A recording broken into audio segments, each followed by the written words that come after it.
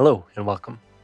My name's George, and my channel is all about helping you get the most out of Logic Pro so that you can record and produce your best music in your home studio. Today, I'm going to show you how you can use Logic Pro to help you learn some songs. So this is helpful if you're a performing musician and you have a recording and you need to learn parts for a song, or you want to create a chart, or if you just want to dig in to the tune a little bit more and maybe learn a little bit about the songwriting process or about the production on a particular song. So we'll check all of that out. So let's dive in.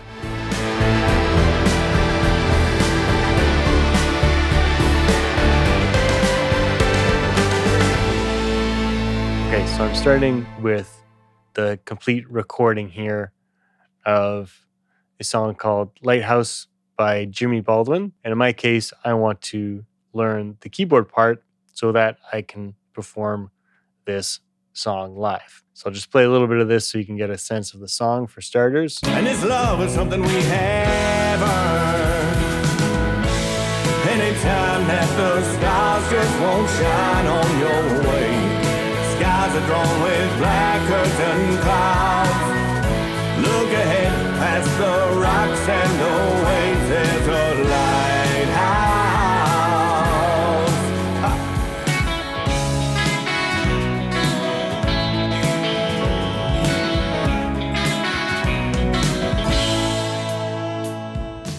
Okay, so that gives you an idea of the tune a little bit. So the first thing I'm going to do is actually try and match the tempo of this to our project tempo, because right now it's just at the default 120. And if I turn on my metronome, And I know you meant every word, yeah. you can hear that that doesn't quite line up. So what I'm going to do to figure out the tempo is on my Lighthouse track, I'm going to go over here to Audio Effects. I'm going to scroll down to metering and go to BPM counter. And when I hit play, this is going to tell me what the BPM of the song is. Now you know I'll never forget you, baby. And this love is something we have earned. Anytime that the stars just won't shine on your way, skies are drawn with black curtain clouds. There you go, 100 and 0.2. Now this is a live band playing, so there's a little bit of push and pull with the tempo if it hasn't been, completely quantized. So we can safely assume that this is going to be 100. So we'll just change this to 100. And then I'm going to have to actually kind of manually line this up to the bars next. So I'm just going to zoom in here. And how I'll do this is I'm going to look for kind of the peaks, and I'll have a listen, and probably where the kick or the snare is what I'll use to line this up. I told you about how these times could change. And you know. So, this hit, for example, this is happening on beat 2. This is the side stick of the drums. So if I kind of count that out loud. I told you about how these times could change. 1, 2, 3, 4, 1, 2. And you. So I know that that belongs on beat 2. So what I'm going to do, I could either trim this back and pull it back, but I'm just going to move this over to the next bar, actually. So there we go. We'll zoom in a little bit here.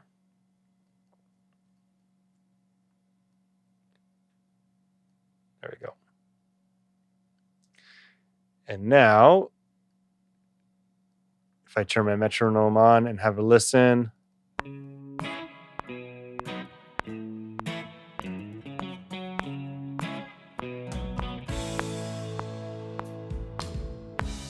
I told you about how these times could change. There we go. So now that's all pretty well lined up. Now, a little disclaimer, this only really works if the recording was actually recorded to a click track. And most of the time, I would say it is for kind of modern music. If you're dealing with older recordings or, depending on the genre, jazz, some folk stuff like that, that may not be necessarily recorded to a click. So in that case, things will kind of drift a little bit and differ. So that's just something to kind of be aware of. Now, the reason I just did this is for our next step, where I'm going to analyze the chords. And I'm doing this first because I want those chords to line up with the correct bars and not just kind of appear anywhere. So it'll be much easier to tell the timing of the chords having done this first. So next up, I'm going to open up my global tracks, clicking up here. And all I'm going to do is drag this into my chord track right here. And that analyzed our chords and created our chord track up here. And if we zoom in a little bit more, now you can see all the chords here. And you can see how they all line up. Well, not quite. Most of them line up at the beginning of the bars. So we may need to adjust this a little bit, but that's what I meant by setting the tempo first. So at least we're kind of in the zone, but that's something that we can manually kind of shift around. Now, the next thing we can do is actually split out the different stems here so we can hear different parts more clearly. And, depending on the instrument you're playing, you can focus in on that one instrument and pick up the parts that you need to. So for that, I'm going to right click in here on the region, go to processing, and then stem splitter. And then here we can choose everything we want to split out: vocal, drums, bass, guitar, piano, and other. So in the case of this song, all of these instruments are present, and other will probably spit out the saxophone and maybe the organ. So let's hit apply. Okay, now we have all our stems right here. You can see it muted the original. And now we have a track stack with all our stems here. So we have our vocal. Time itself teaches it nothing lasts, babe. Our drums, bass,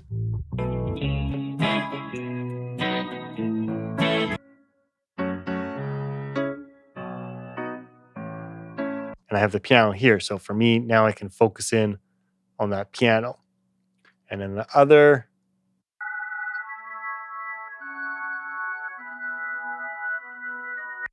so the organ's in there in the other, and I'm going to want to listen to that one as well. Now, one more thing before we key in on the parts. This isn't totally necessary, but you might want to set up some markers just so you can easily see where the sections are. So I'll just do that quickly. So for example, we have the song kind of starting right on bar 2 right now. So I'm going to create a marker there. This will be our intro. And then that goes into a verse, which I believe will start.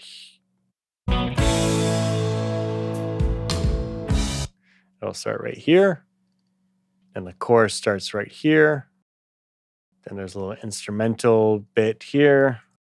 Back to the verse. Back to our chorus. Then there's a bridge right here.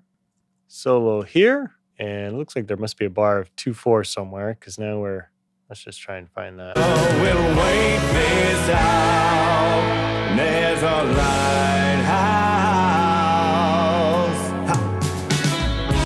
Yeah, so right here, there's a bar of 2 happening. Wait this out. There's a lighthouse. So here, let's add in that bar of 2/4 so that everything again lines up on the bar line. So for that, I'm going to go over to signature, create time signature change. That's going to be 2/4 for 1 bar, and then we'll create another time signature change back to 4/4. And then now you can see that solo now begins on the beginning of the bar.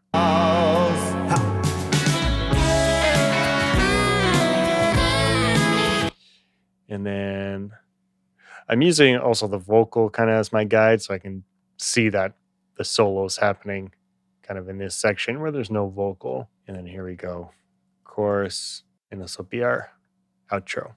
And, you know, taking the time to do that just makes it kind of a lot easier to see kind of the different sections and what's going on. And the last thing I like to do is just to color code these as well. So if you go Option C, that'll bring up our color palette. And I like to kind of color all the different sections the same. So the verse, for example, let's choose this green. The chorus, we can kind of do this orangey red. Again, that just helps kind of identify what's going on. And then the next thing I would do is just create a little mix so that you can hear exactly what you want to hear. And if you're really focused just on the production, then you could go in solo and listen to, you know, each stem individually and try and pick up all the little production things that you're looking for. So I'm just going to bring everything down except for the piano, and I'll just bring things up a little bit so that it fills out the rest. I'll bring up our mixer, hitting the letter X here.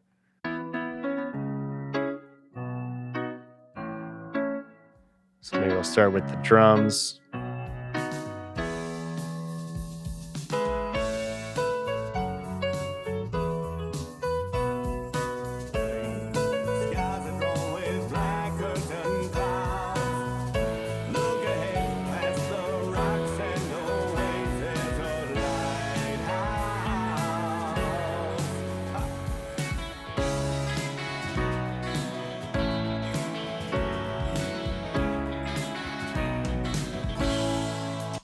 So now I can clearly hear the keyboard and the piano, which is what I want. And then I can go ahead and just close the track stack here. And now to play along, I'll just load up a software instruments and I'll pull up the studio piano. I'll just stick with the grand one for now. And then I can follow along with these chords and just make sure that these are indeed the correct chords. And if not, I can kind of zoom in more and try and figure that out by ear. You told me about the time he left you, baby. And I know you meant every word, yeah. Now you know I'll never forget you, baby. And this love is something we have earned. Anytime that the stars just won't shine on your way, skies are drawn with black curtain clouds. Cool. So after following along the first little bit, it looks like Logic did a pretty good job of figuring out these chords. There's a couple places where we'll need to add a couple chords in, but for the most part, it's all good. Now, if you want to be able to slow down some parts so that you can pick up some parts and learn them a bit easier, then what we can do is enable the flex mode. So what you want to do is select all of your regions here, go up into the region inspector, and where it says flex and follow, you're going to turn that to on. And then now, if we listen back, I told you about how the In this case, it didn't actually work as intended. It slowed everything down, and now I can use the tempo to slow things down even further. However, things aren't lining up with my markers or my chords anymore. So we have a couple options here. We can either just ignore the markers and chords and just slow things down and speed things up as needed, which isn't a huge deal. Or we can manually go and set up all the flex markers so that the timing lines up correctly. Now, generally, I would say it's not really worth the time to go and set up all these flex markers if you're just wanting to quickly slow down a part and learn it. But in any event, I'll show you how to do that. And hopefully in your case, the flex will actually pick up the song you're working on correctly and you won't actually have to do this. But in any case, I'll put this back to 100 BPM so that everything lines up. But before I do that, let's actually turn off the flex. So now everything will line up. The first thing I need to do is actually group all of these tracks together. So I'm going to open up my mixer, select these, and under group, set that to group 1. And then under here, under settings, I'll just make sure quantize is checked. So that's going to make sure that all the edits that I do on one are going to affect all of the tracks. So I'll turn on flex and I'll just work. I'll do the drums because that'll probably be the easiest thing. Although there's no drums until the first verse. We'll start with the guitar for the beginning anyways. So this marker, that's going to be the beginning of the song, and then I'll just find the beginning of the next verse.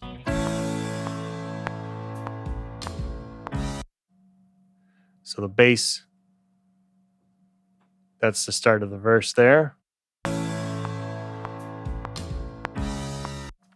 Now let's find the beginning of the chorus. Now you know I'll never forget you, babe.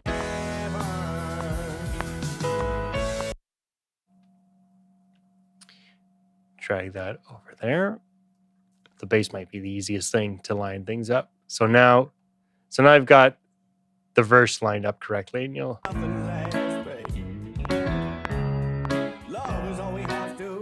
can see how that lines up with the click now. So we'll just do that for each section, basically.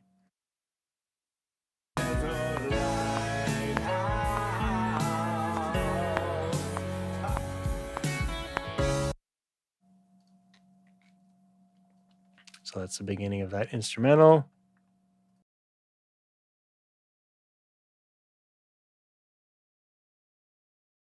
Great. So now that took a little, it takes a minute to do, but now everything is lined up to that click. And if I bring this tempo down,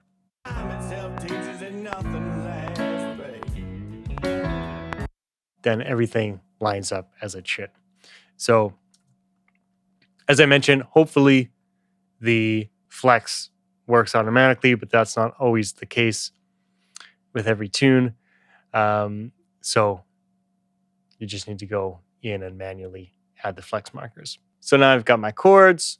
I can hear everything clearly. I can practice along with my piano instrument here or any other instrument you want. And then lastly, if you wanted to create a chart for this, there's a few different ways you can go about it. For me, what I usually do is I just open up the notepad and I kind of create my charts like this. I'll just set up the intro, and then where it says no chords, I know this is actually the C minor chord because it's kind of just repeats from the verse.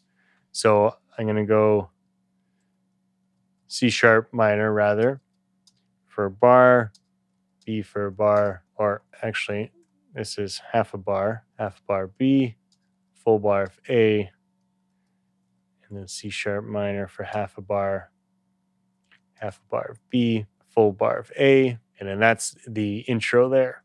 And then I'll just keep doing that. So the verse is actually the same.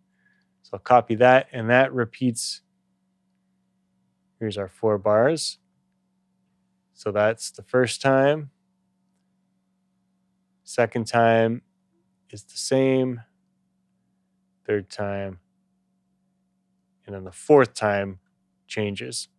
So do a little repeat symbol times 3. And then the last time goes to that E chord. And then chorus, I'll keep kind of working my way down like that. And then I usually just copy this into a Word or Pages document and save it as a PDF. And then I can either print it out or put it on my tablet and use it like that. So that's one simple way of doing it. The other way is to do this in notation software. So you could actually do it directly in Logic if you wanted to. One easy thing you can do is drag this chord track down to a software instrument, in this case the piano, and that'll convert all these chords into MIDI here. And the one thing we'll have to do is kind of line things up a little bit, because you can see it's not perfectly lined up. So we can start by, well, before we do that, I'll just show on the score. You know, it gets a little bit messy here. So let's do a quick quantize. So I'll select everything by going Command A, and then I'm going to quantize. Let's do to the closest quarter notes. And then now we have some overlaps. Again, we'll look at here. So we have all these ties and overlaps and things. So the next thing I'll do, I'll select all my notes and I'll go to Edit. And I'll go to Trim. And I'll go End Note to remove overlaps to following notes. Go Shorten. And I'll just shorten all those notes. And then there might be a few places where we need to adjust things, like here, for example.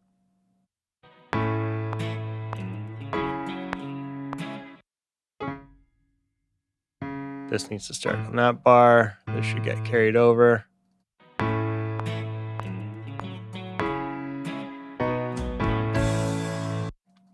This should get carried over. So in this case, it's not perfect, but gives us a starting point anyways.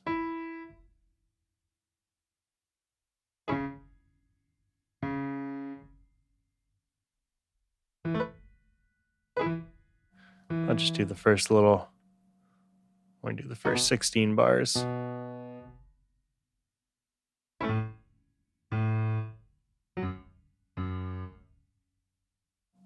Okay. Now if we go to the score, now it's much cleaner other than all these ties we have there. Now let's change this key signature to start beginning. Oh, and there we go. Somehow that changed that to a half note, so that's great. Okay, now if you want to add your chord symbols here, all you got to do is grab your chord, drag that over top. We'll type in chord name and then tab to go to the next chord. This will be a B and then an A, C sharp minor again, B, A, and so on and so on. And we can move these over a little bit to make those a little bit more legible. Generally, I prefer to do this process in a program called MuseScore, which is a free dedicated notation software. So let's jump over there now. So this is what MuseScore looks like. And for example, if we just do the intro, I'm just going to select that bar and hit enter. If you want to create some chords in here, let me just zoom in a little bit. I'll just go Command K and we'll start with our C sharp minor, space bar to go to the next beat. Then we had a B, an A, and then that repeated. And so we could just copy that, Command C, and paste that in there. And then doing notation like this, then this allows you, if there's any specific figures that you need to add in, well, then you can do that as well simply by drawing the notes in. And then if there's any specific patterns, as I said, that you need to remember, then you can simply write them in there and they're ready for you right there. I won't go any deeper into MuseScore or the logic notation for now, but if that's something of interest, let me know and I can do a dedicated video on that. So hopefully that's given you some ideas if you're trying to learn some songs either for yourself or for a gig, or as I said, just trying to pick up a little bit more on the production. I hope that gives you some ideas on ways that you can use logic to kind of deconstruct songs and internalize them easier. If you have any questions, please feel free to leave those in the comments below. And also want to make sure to thank you for all your likes and subscribes. And lastly, if you want to improve your workflow in Logic Pro, don't forget to download my free Ultimate Logic Pro Starter Pack. This includes my Logic Pro hotkey cheat sheet to help you streamline your workflow, my gear guide so you know exactly the gear that you need to get your home studio set up and running, my audio recording checklist so that there's no guesswork when you sit down to start recording, my mixing guide that you can use to reference all the most common mixing plugins in Logic Pro, and my Logic Pro session templates so that you can start creating and mixing right away with all the most common effects already loaded and ready to go. And there's also some other goodies packed away in there as well.